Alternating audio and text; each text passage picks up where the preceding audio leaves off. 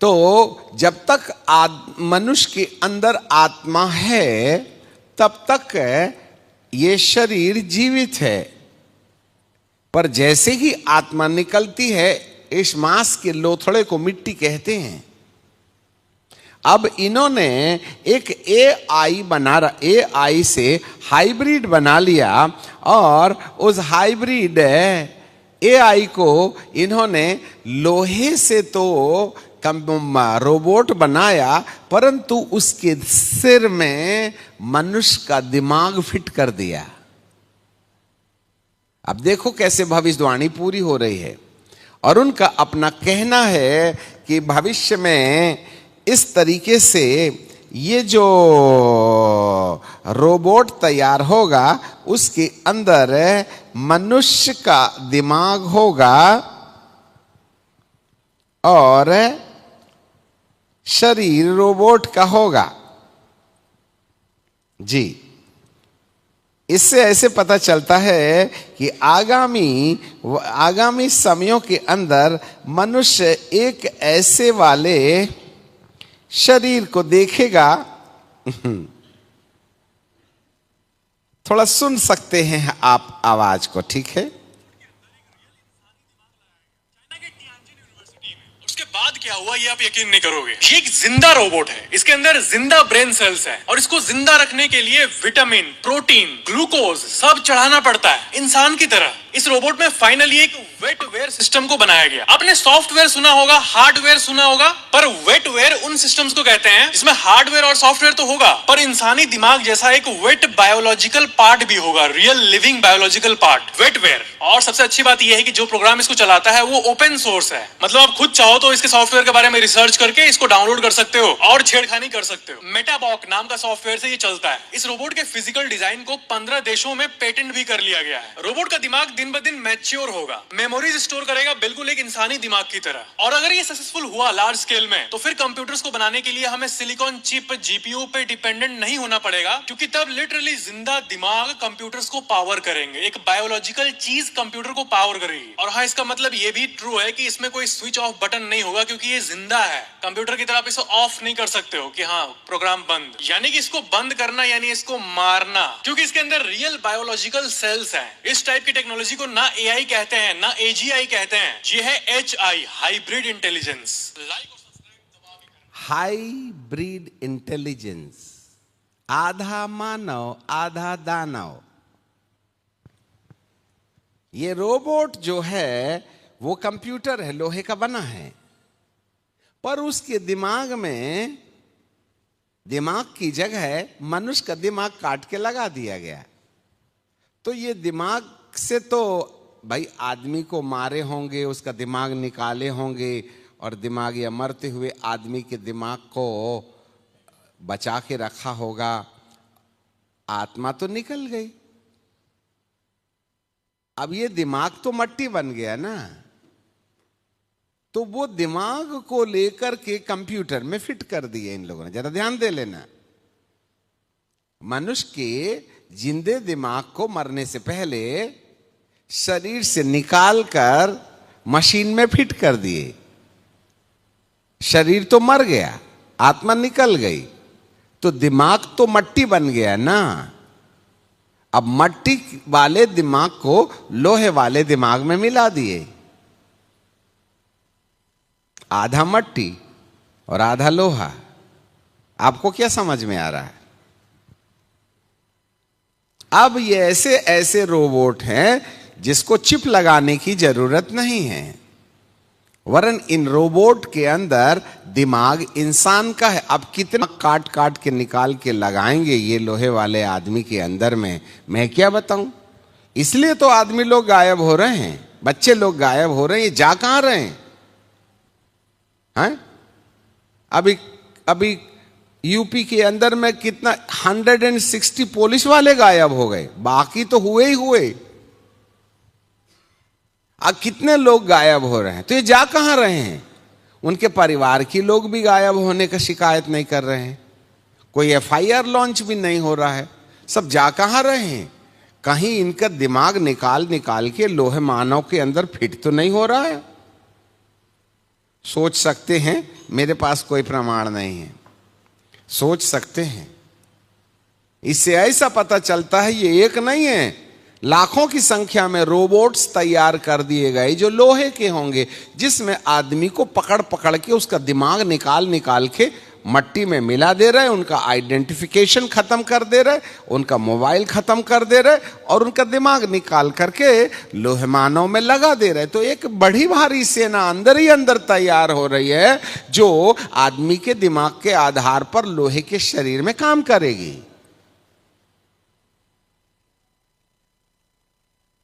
बहुत से एआई में काम करने वाले सुप्रीम ऑफिसर्स लोगों ने, और जिसने एआई बनाया उसने यह भी कह दिया कि यह एक दिन मनुष्यों के ऊपर शासन करना आरंभ कर देगा। भाई आप चिप निकाल दोगे तो मर जाएगा, टर्न ऑफ कर दोगे तो मर जाएगा, पर जिस रोबोट के अंदर आपने आदमी का दिमाग ही लगा दिया, और अब ये जो कंप्यूटर से चलने वाला दिमाग है या दिमाग से चलने वाला रोबोट है, उसमें मनुष्य के दिमाग की क्षमता को 10 गुना बढ़ा दिया जाएगा। वो आदमी से 10 गुना ज्यादा सोचेगा। कहीं ऐसा तो संकेत नहीं मिलता है आने वाले दिनों में अचानक एक ऐसी मानव प्रजाति धरती पर जो आधा लोहे का है और आधा मट्टी का है, जिसको मरने से पहले जिंदा बनाए रखने के लिए तकनीकी का इस्तेमाल किया गया। आत्मा तो निकल गई, पर उसके दिमाग का दुरुपयोग लोहे के रोबोट के अंदर लगा करके धरती पर शासन करके अपनी कला दिखाने के लिए इस्तेमाल किया जाए। कहीं आगामी वर्षों के अंदर में विश्वव्यापी सरकार के पास में इंसान से बनाया हुआ मानव जो आधा लोहे का है और आधा मिट्टी का है, ये शासन करने के लिए और लड़ाई लड़ने के लिए कहीं काम तो नहीं आएंगे। और आज की तारीख में जितनी भी मशीनें तैयार कर रहे हैं उसको मनुष्य नहीं करता, परंतु रोबोट्स करते हैं।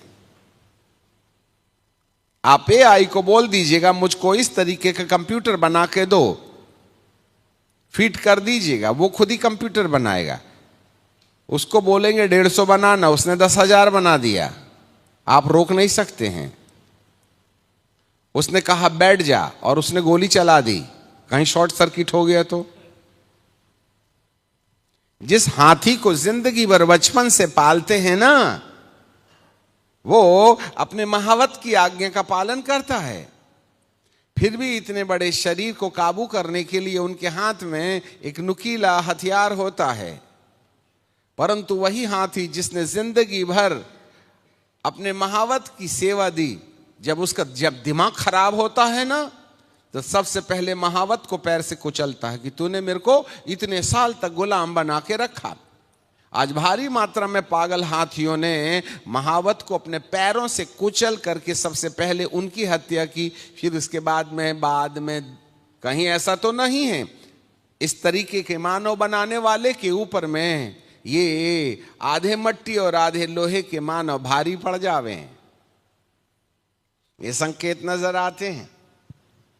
इससे ऐसे पता चलता है कि अब हम इस दुनिया में आ गए हैं जहां प्रभु का पैर पकड़ने के अलावा और कोई दूसरा नहीं है।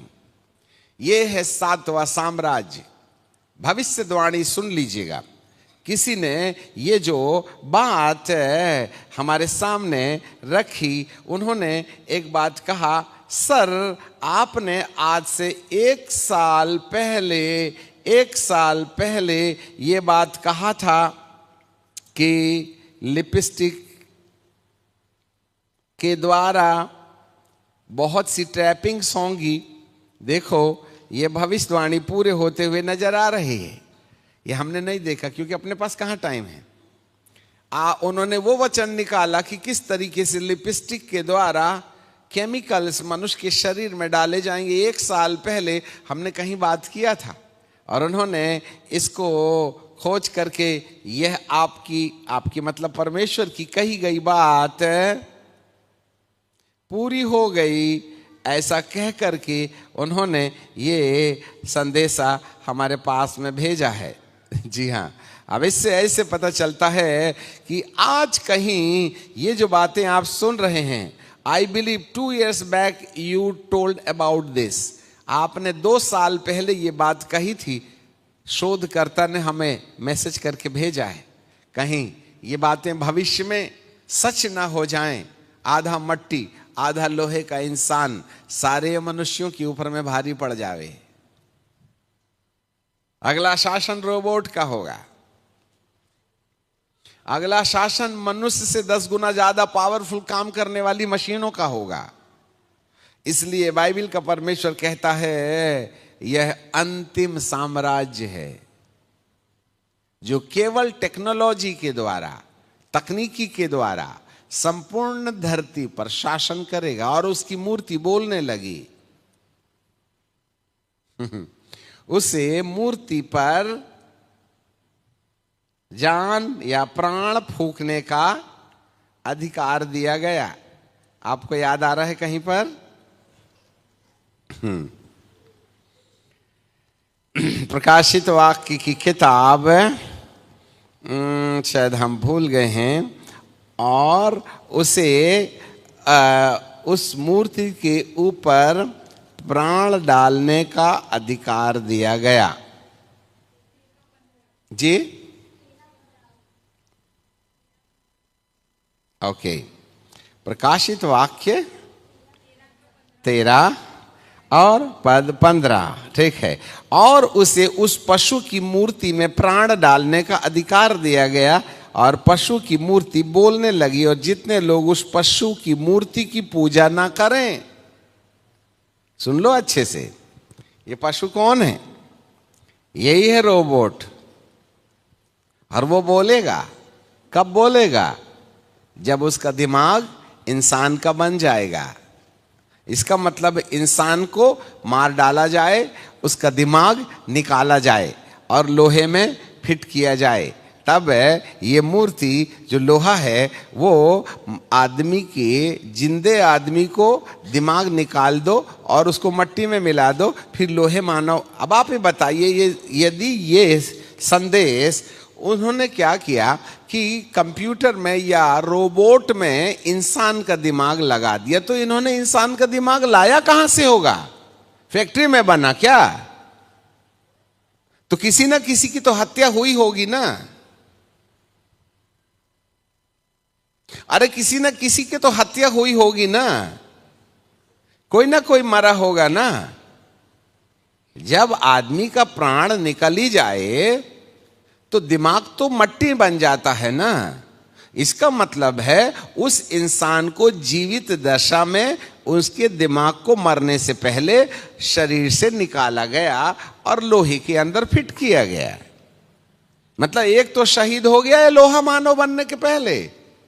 ऐसे ना जाने कितने लोगों के दिमाग निकाले जाएंगे।